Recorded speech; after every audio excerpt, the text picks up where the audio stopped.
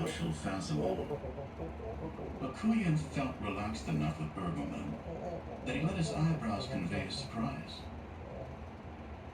I know he doesn't say anything so sensitive as to raise alarm in some circles, but I served with him enough times and years to pick up clues.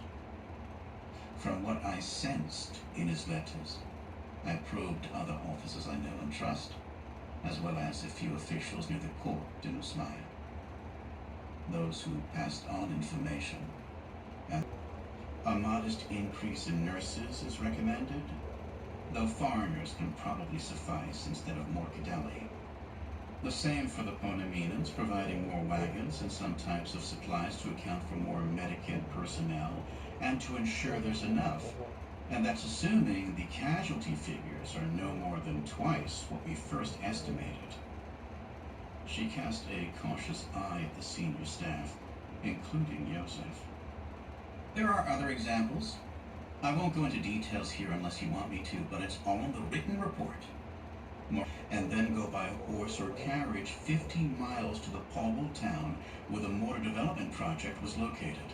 If necessary, he might have to move the workers and the equipment to Oro City. Dewey continued for another 20 minutes before coming to the last item in her deficiencies list. Resupply bases. The plan calls for 3 supply depots between the Penneback port and the Kolingan capital. I'm wondering if it would be more advisable to only have 2. The problem I see is security. Maybe I'm too skeptical, but who knows how well the Poneminans perform. Possible hostile forces in our rear and cutting off resupply or retreat. Cavalian frowned. He was not a fan of the Nascanese ambassador, but Joseph was firm it was not the time or place to cause discord. Gaia was different. He listened and was insightful. Give me patience, thought Cavalian. The possibility of individuals or small groups trying to steal from the depots has been in a previous report that I'm sure you've all read, said Cavalian with a hard stare at the Nascanese. Likewise, with the remote possibility of larger banditry raids or even raiding parties from Kolinka. The latter is almost impossible for the first depot because it's well inside Ponomina.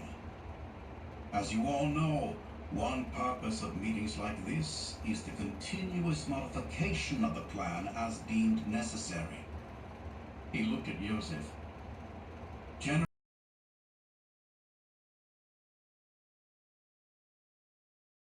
obliged Sistian and me to come to Oro City. I brought Priscilla here. It only took a few 6 days for me to rue not bringing her here earlier to be part of the medical department. Many of my colleagues believe she will eventually take my place. I agree she has that capability, but she might make more impact by continuing to work on new procedures and incorporating those innovations and pieces of knowledge you still drop on us from wherever they come from. Joseph ignored the not-so-subtle reference by one of the people who hadn't committed to believing he was a septarch receiving input from God, whether he acknowledged it or not. Even if she is that qualified, she would be interacting with medicant equivalents from other nations. Not all of them provide leadership positions for women. Having her as our lead medicant is bound to create problems. Not with the Fuomi, said Dira. Priscilla told me.